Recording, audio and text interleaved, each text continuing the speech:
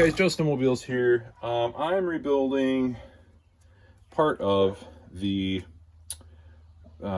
tilt trim cylinders on a Volvo Penta. I believe it's a 290A. I'm not sure on the abbreviations A, B, C, but I believe it's a 290.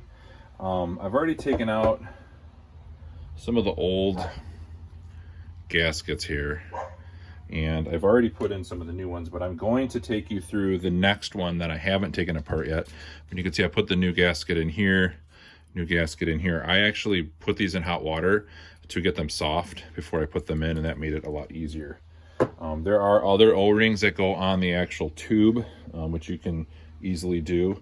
And then this part I actually drilled, and I used 3 different sizes. This is mounted, okay, this is mounted to the back like this, and it's very difficult to get off. You don't want to mar this up with anything like a wrench or something.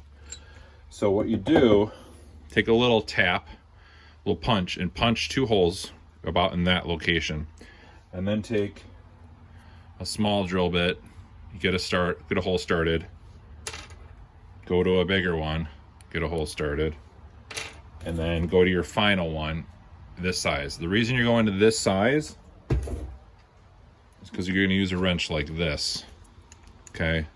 Pin wrench, adjustable pin wrench. Put it in there like that, and then you can rotate it and remove it, and you're not damaged. This is nothing, this won't damage anything, and that's how you get that off from here when it's on there nice and tight. And you can also tighten it back up with that as well.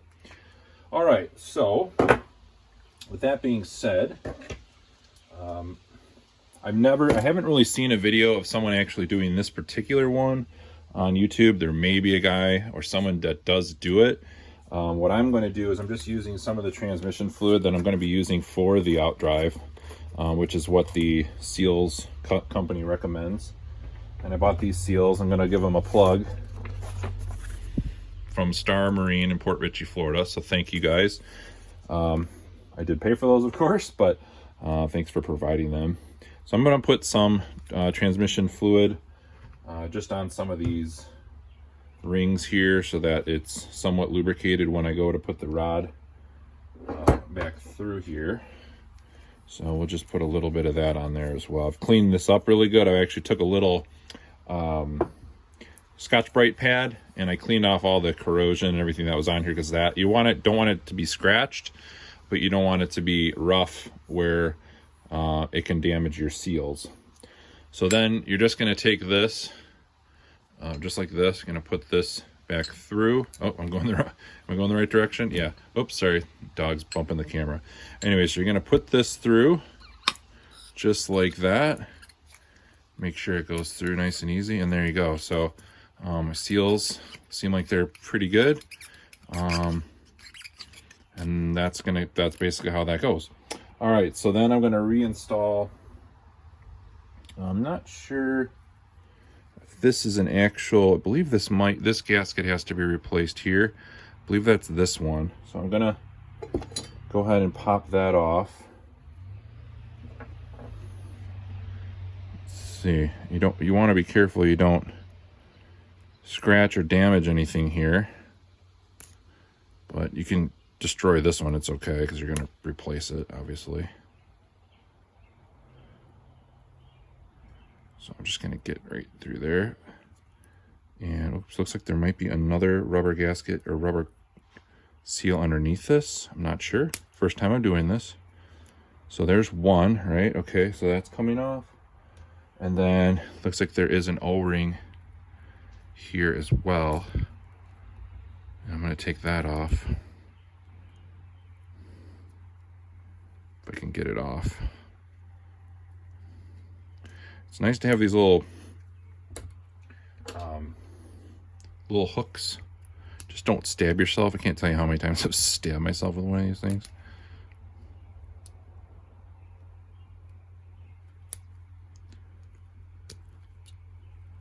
Probably be easier if I had a second pair of hands here, but I don't. So just got to make do with what we got, right? Let's see. I know there's probably an easier way. Someone will probably comment like, you gotta have this tool or you should do this, and I can respect that. I just don't know what that tool is, and I don't. There we go. I just basically broke that O-ring, so that's gonna be garbage. So now I'm gonna take the new O-ring and just slip that back over top of this. Boom. And it doesn't seem quite as tight as it should be on there, but maybe this in combination with that gives it enough to push out and wipe. And I hope I'm doing this right. I don't know for sure, but I don't know if I'm gonna overstretch this little ring. And oh, there we go. So that O-ring kind of popped out here. I think we can push that back down over top of this. Just work it in, work it around. There we go. So that wipe, whoops, almost dropped it.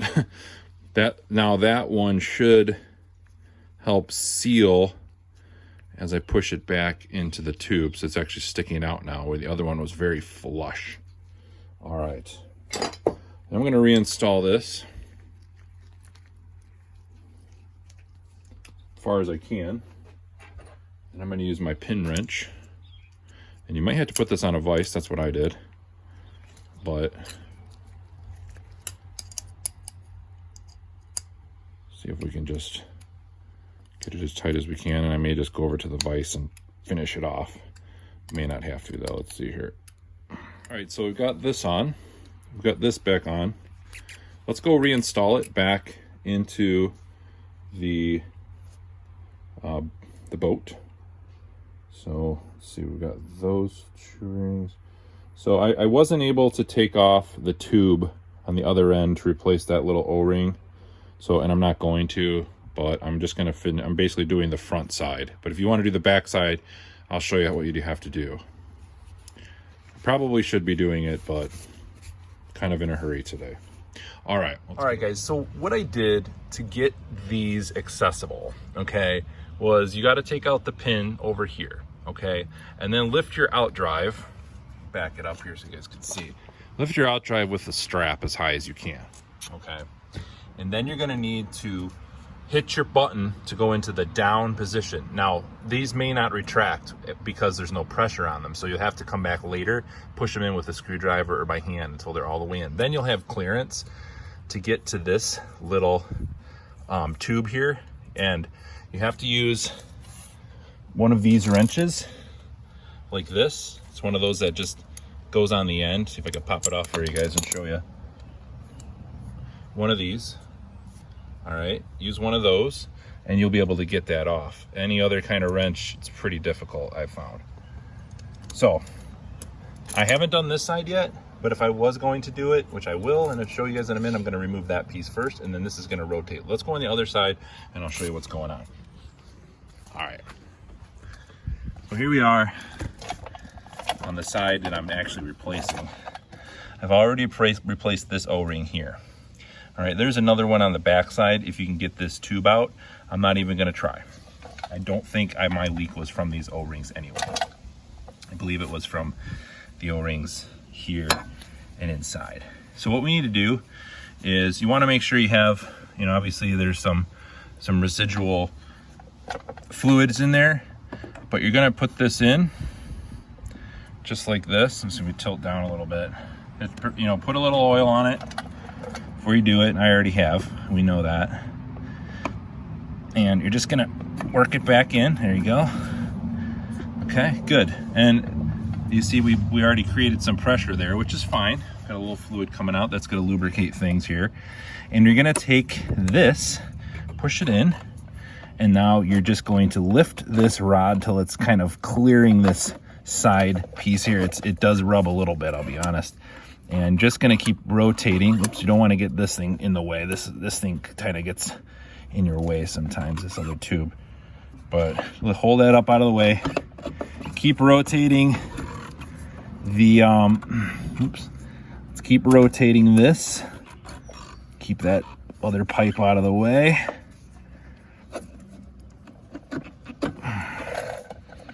you guys can see that okay. We're just gonna keep tightening it up until we... Yeah! No! My neighbor. Okay. I'll just keep going here and tighten this. And keep going. I'm gonna keep tightening it and get it to a point where, oops, let's move this thing out of the way again. This hose wants to go back in. It will soon enough. And we're just gonna keep going a little bit more.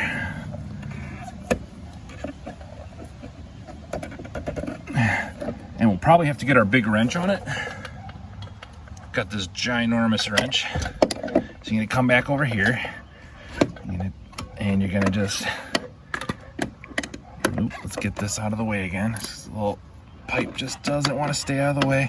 Probably could put a bungee or something to hold it up out of the way, but I've just been too lazy. We'll just keep moving it with our finger. So I think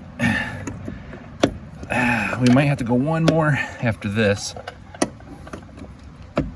We'll find out in a second. Well, looking at the other side, and I actually do think that that actually is in as far as it needs to be.